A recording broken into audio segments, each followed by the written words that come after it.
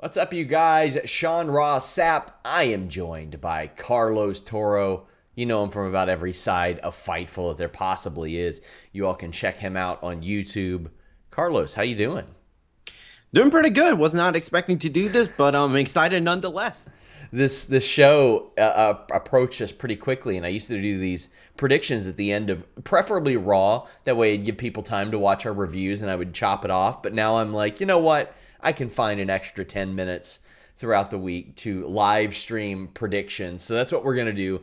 WWE Clash of Champions 2020. Guys, if you all are watching, leave a thumbs up, subscribe, tap the bell for notifications. It really helps. And of course, we are here live after every major wrestling show. So be sure to check us out.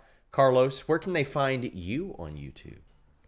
You can find me at Carlos Toro Media, where I do boxing podcasts, boxing interviews, a tons of different stuff, and occasionally you'll hear a little bit of pro wrestling is sprinkled in. I just did an interview with Danny Limelight, which was more than 40 minutes long. Tons of great stuff in that interview, if I do say so myself.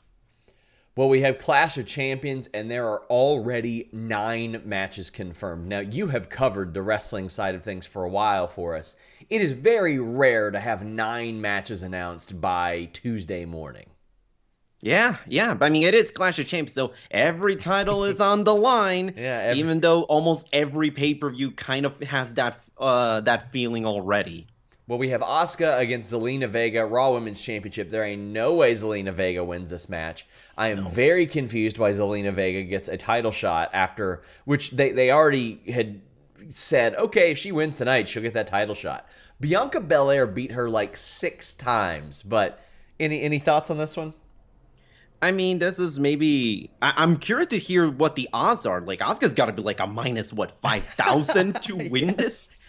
I mean, it's great that Zelina Vega is finally coming out of the manager role and getting some time to wrestle, but I mean, you can do a little more with Zelina before just hot-shotting her into a title shot. I get that maybe that you got to have an opponent for Asuka, but there's nothing wrong with doing another Mickie James match, especially with the way it ended last week. Yeah, they could have said that the ref screwed it up. If they're going to do 100 rematches anyway, you might as well do one like that.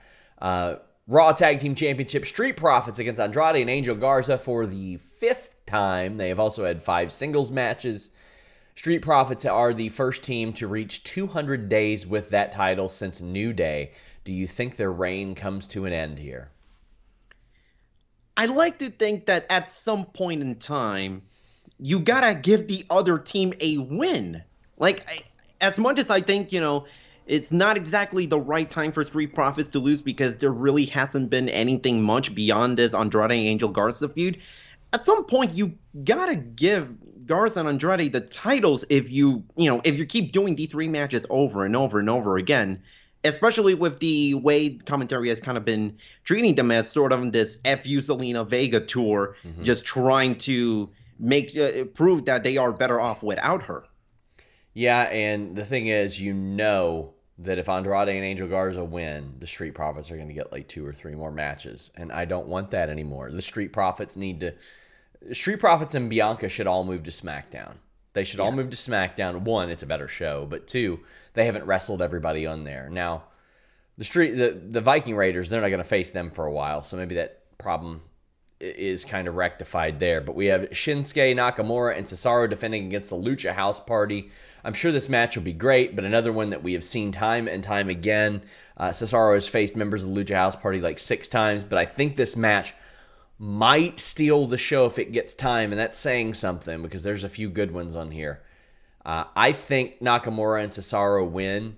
How do you feel?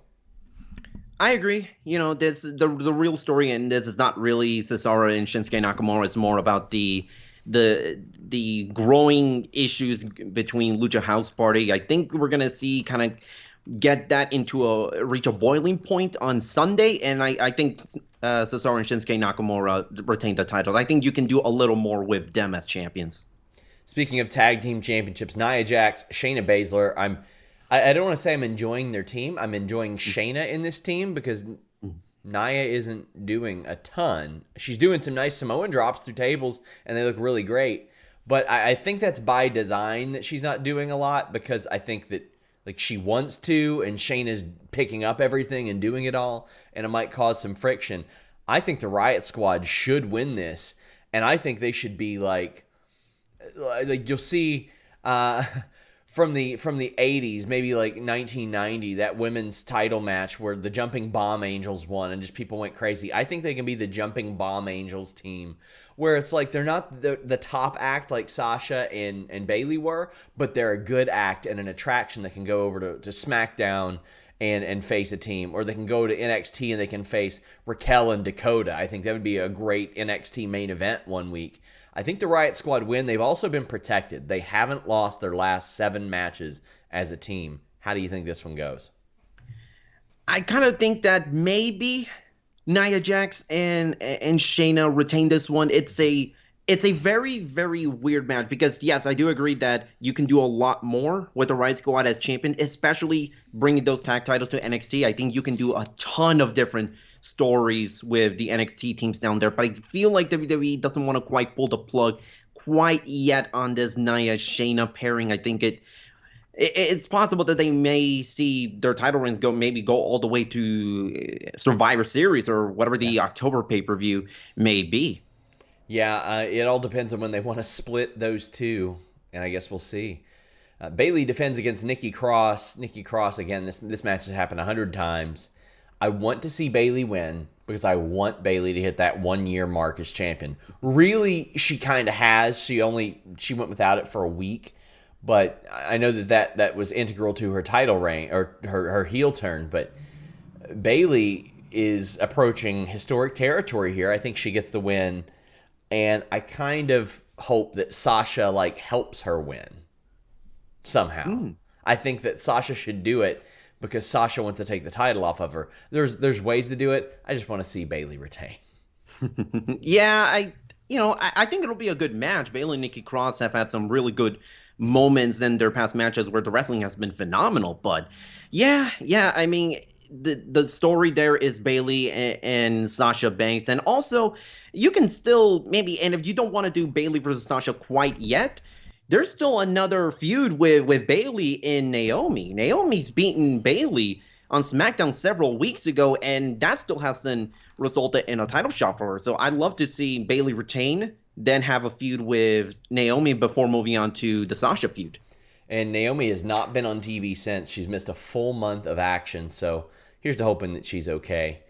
We have Bobby Lashley versus Apollo Crews. This will be Apollo Crews' 13th straight match against the Hurt Business. He should not beat Bobby Lashley at this point. Just, good God, move on from this feud. Yeah, I'm still baffled, especially on Raw last night, where Apollo Crews and Ricochet came out. I'm just like, are we seriously still doing this? I would imagine that Payback would have just ended everything and Apollo would just move on. But no, I want Bobby Lashley to win. Just end it already. They already started to build the building blocks for a real good run for Apollo Crews. You just gotta put him in some other stuff. It's amazing how they take so many talented performers and they just do the match over and over and over and over again, and to the point to where not only do I not want to see them wrestle each other, I kind of get tired of seeing the individuals too. And I'm like, okay. Well, we have Drew McIntyre, Randy Orton in an ambulance match. Keith Lee got punted. A lot of people suggested that maybe he would end up, or that he would end up getting added to this. It couldn't get much worse than a regular ambulance match. I'm pretty sure they'll cook up something interesting for this ambulance match, but I think that Drew's probably winning. At first I would say Randy Orton wins, because I do think that you can still extend the feud that was interrupted with Edge, but the problem is we don't know how long Edge is going to be out, and the injury that he suffered looked to be pretty serious. So, it's an ambulance match. You can find ways to protect Randy Orton without necessarily him looking bad. So I'll say Drew for now. I think maybe you can stretch this for one more match, but I want to see Randy Orton versus Edge for the title, but I think Drew's retaining. Ladder match for the Intercontinental Champion. You have Jeff Hardy who cheated to beat AJ Styles for the title, defending against Sami Zayn, who left WWE TV without losing the title. I think the perfect way to end this is that AJ Styles and Jeff Hardy have a crash and burn, and Sami Zayn sneaks up and gets that title and says, "See, I told you guys." I think him being justified in his annoying claims just solidifies him a lot. Yeah, and I loved Sami Zayn as Intercontinental Champion. The very brief time that we had him as IC Champion, we finally got to see him wrestle and not just do, the hokey stuff that we were seeing prior to that. And yeah, I think Sami wins this one. I kind of want to see a callback to a couple of years ago on SmackDown where maybe AJ Styles falls off the ladder, lands balls first into the ropes, and just stays there for several minutes. Oh, man. And then a match that I am probably most intrigued with on this show, Carlos. Roman Reigns defends against Jey Uso. Nobody thinks Jey Uso is going to win the Universal title. Nobody thinks Jey Uso is going to win this match. But I am just infinitely interested in it. And that's what I keep talking about when I say WWE needs to do new stuff. That it's not predictable's not bad if it's good. And the thing is, I know who's going to win this match. I just don't know what's going to happen in the match. And as far as the story goes, I'm very interested. Roman Reigns is winning this, but what do you think happens?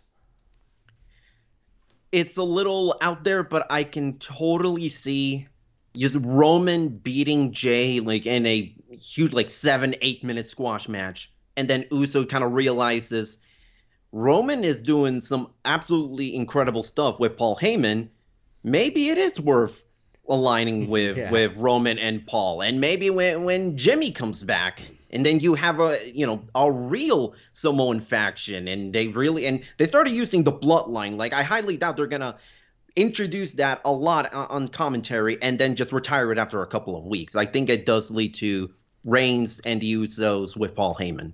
Well, Clash of Champions is this Sunday. Make sure you guys check it out. We have live coverage over on FightfulSelect.com. I do a live blog. It is open to all subscribers, but we're breaking news over there every single day. If you're watching this video, leave a thumbs up, subscribe, tap that bell for notifications. But Carlos, tell the people where they can find you. You can find me at Twitter, at Carlos Toro 360, where you will see a ton of boxing stuff as well as some wrestling stuff here and there, and my comments on Raw last night, which, boy, I was not happy. I was not happy with Raw last night. It was so terrible. Guys, check out Carlos, one of the best boxing writers in the world. Until next time, guys, we're out.